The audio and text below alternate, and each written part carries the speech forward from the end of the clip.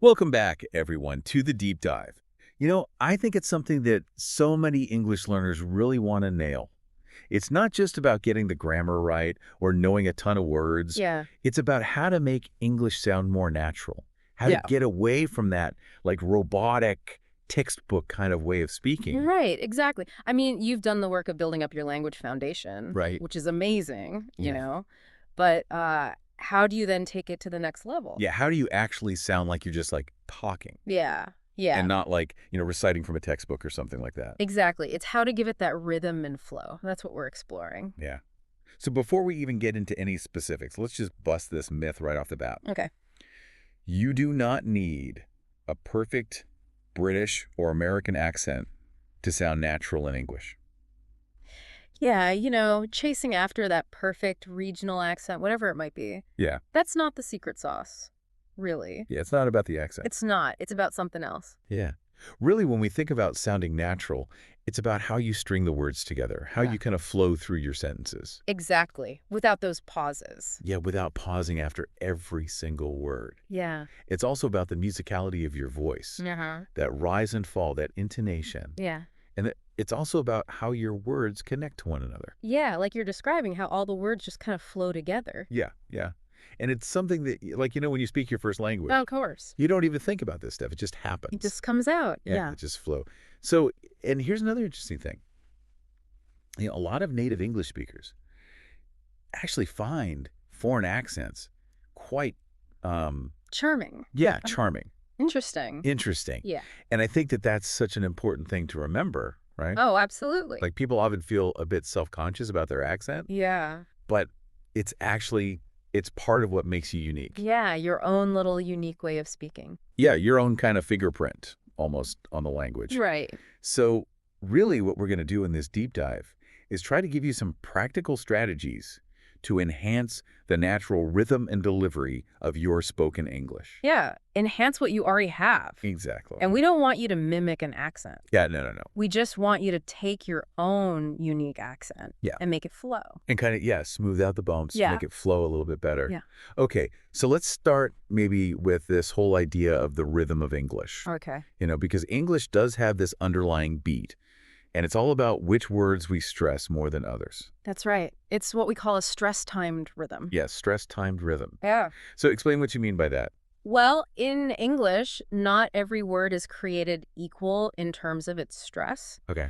We tend to put more emphasis, we stress content words. Uh-huh. These are the words that carry the main meaning. Things like nouns, main verbs, adjectives, and adverbs. Okay, so like the meat and potatoes of the sentence. Exactly, yeah. And then the smaller, more grammatical words like articles and prepositions, Yeah. those get less emphasis. They tend to be unstressed.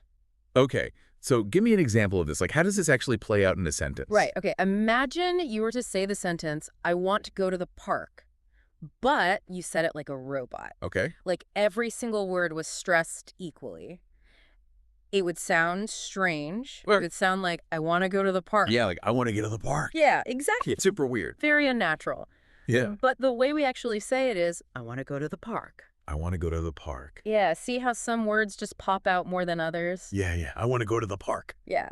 And that pattern of emphasis Uh-huh. creates this kind of pulse, this underlying beat to the language. Yeah. Okay, so that makes sense. But, like, how can we actually kind of train our ears to hear this rhythm and then, start to produce it ourselves? Well, here's a little exercise I like to call the da-dum feel. The dudum feel. Yeah, the da-dum feel. Okay, I like it. Okay, so try this.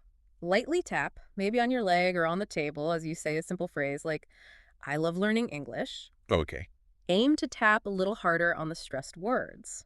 Those are the da-dum and the da-dum. So it's like da-dum, da-dum, da-dum. I love learning English. Yeah. Da-dum, da-dum, da-dum. Yeah. Yeah. Do you feel it? I do. I can feel that shift in the emphasis. Like, Mm-hmm. it's like the important words just get a little bit of a lift. Yeah, that's a great way to put it. And, if you really want to tune your ear to this rhythm, try listening to English poetry Okay. or even rap music. Oh, interesting. Both forms play with the natural stresses and beats of the language in really creative ways. Yeah, I wouldn't have immediately thought of rap as like a language tool, but It makes total sense when you think about the rhythm and the rhyme. It does, yeah. Yeah, okay, so we're starting to get a feel for this rhythm. Right. Now, what about getting away from sounding like we're kind of reading aloud from a textbook? Okay, well, the next thing to think about is, this might sound a little counterintuitive, Okay. but it's embracing a bit of imperfection. Imperfection. Yeah. There's this idea, I think, that native English speakers always seek in these perfect, grammatically correct sentences. Right. Yeah, always perfectly formed. But in reality, we don't. We use lots of little pauses and sounds Uh-huh. to give us time to think Okay. or to kind of connect our thoughts. So you mean like all those ums and errs and things like Yeah, that? exactly, yeah. The things that, learners are often told to try and get rid of? Yes. But it's more than just those little sounds. Okay. It's also things like, well, let me think about that. Or, Yeah. it's kind of like this. Or, I mean, the thing is, Yeah, okay. these little kind of verbal fillers, actually, Okay. they really help us to sound more relaxed and natural. So we don't need to feel like we have to have this, like, perfect sentence ready to go before we Yeah. open our mouths. No, not at all. In fact, trying too hard to eliminate all those pauses Yeah. can make your English sound a bit forced. Yeah. Natural. Yeah. Yeah. So the key is to use those pauses Okay. organically, like a native speaker would. Yeah. Yeah, just let them flow. Yeah. And don't overdo it, of course. Right. Okay, so that makes a lot of sense. Huh. But how can we actually get comfortable with these pauses? Okay, well, a really effective way to practice this Uh-huh. is just to record yourself telling a story Okay. about anything, really. Okay. And the goal is just to keep talking, don't stop. Okay. Just talk. Yeah. And you'll probably notice yourself saying, or, Yeah. and maybe even using some of those filler phrases. Uh, But that's a good thing, Yeah, okay. because it means that you're becoming more aware of how you naturally pause, right. Yeah. and you're getting more comfortable with it. Okay, so record myself. Yeah. Oh. It's always a bit scary to hear your own voice back, but I know. I can see how it would be helpful. It can be really helpful, yeah. Okay, so we've got the rhythm, we've got these natural pauses.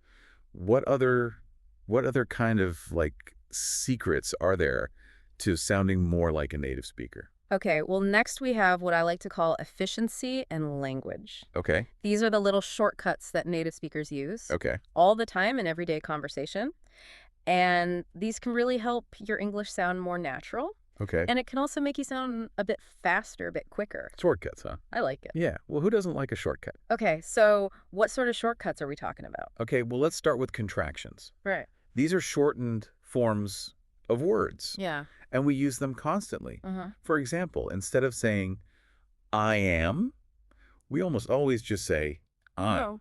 Yeah, do not becomes don't, and even something like I would have often becomes I'd have. I'd view. Yeah, that's a big shortcut. It is. It looks strange when you write it out, It does, yeah. but it definitely flows more easily than I would have. Yeah, absolutely. In fast conversation. Yeah, definitely. Yeah. Okay, so that's contractions. What else? All right. Then we have what we might call casual phrases. Okay. So instead of the more formal, how are you, you'll often hear, what's up? Right, what's up? Yeah. And instead of, I have to leave now, you might hear, gotta go. Gotta go. Gotta go, yeah. Yeah. Okay. So these phrases really contribute to that relaxed conversational tone Yeah, that you hear a lot in informal settings. definitely. Okay, so we've got contractions, we've got these casual phrases. Right. What else have we got?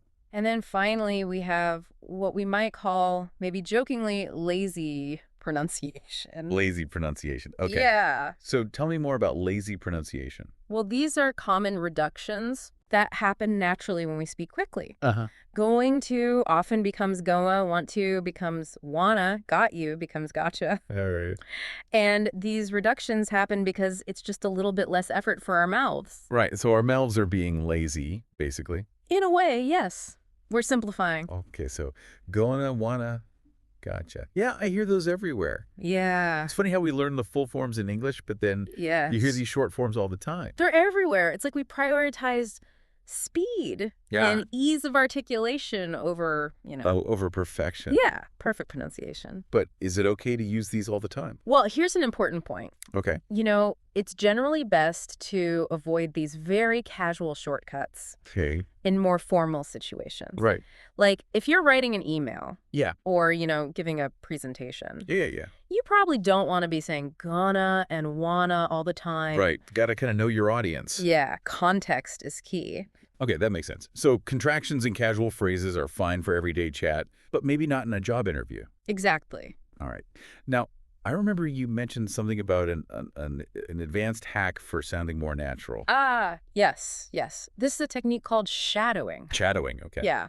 And it's a really active way to learn those little nuances of native speech. Okay, what is shadowing? I've never heard of this before. Well, so first you pick a short audio or video clip of a native English speaker, Okay. maybe a scene from, a TV show, something lighthearted like Friends, Okay. Friends. or a small part of a TED Talk. Okay. Keep it simple at first. Okay, something engaging. Yeah. Okay, I've got something in mind. Good. Okay, so now you listen to a very short segment of that clip, and then you pause it immediately. Okay. And your goal is to repeat exactly what you just heard, Okay. but pay close attention not just to the words themselves, but also to the speaker's intonation. Right, the rise and fall. Yeah, their tone, their speed. Hmm. You're basically mimicking them as closely as possible, like an echo. Oh, okay, so I'm like their shadow. Exactly. I see, I see. And then, once you've repeated the segment, record yourself doing it, Okay. and then compare your recording to the original clip.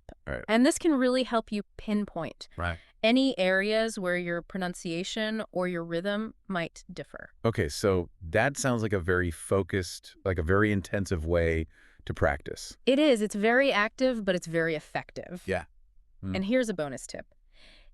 If you have a favorite English-speaking YouTuber or someone whose style you admire, Uh-huh. try shadowing them Oh.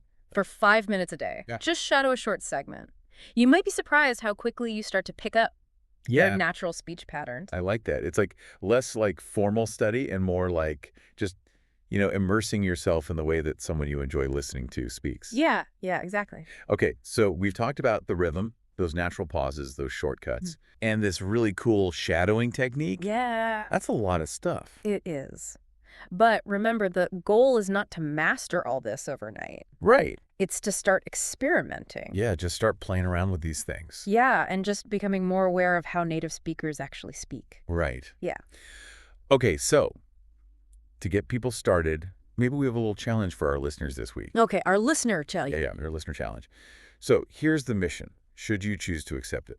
Pick just one natural English phrase. All right. Something simple and common. Like, guess what? Guess what? Yeah. Okay. So once you've got your phrase, Uh-huh. make a real effort to use it in at least 3 conversations this week. Okay, good. And here's where it gets interesting. Pay attention to how people respond. Yeah. Do they react differently? Mm. Do you feel more like at ease when you say it? Yeah. Does it just roll off the tongue a bit more easily? Yeah, does it feel more natural? Yeah, yeah. We'd love to hear about your experiences. We would, yeah.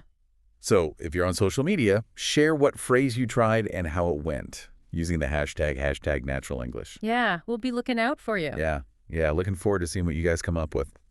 All right, so as we wrap up this deep dive, I think it's important to remember that sounding natural English isn't about reaching some like impossible level of perfection. It really isn't. It's about connection. Yeah. It's about making your communication smoother, more comfortable, and more easily understood by others. Right. So keep practicing. Be kind to yourself as you learn, and you'll find that your English just starts to flow more effortlessly. On that note, here's a final thought to leave you with. Okay. You don't speak broken English. You speak evolving English. I like that. Very well put. And that brings us to the end of this deep dive. We'll catch you on the next one. See you then.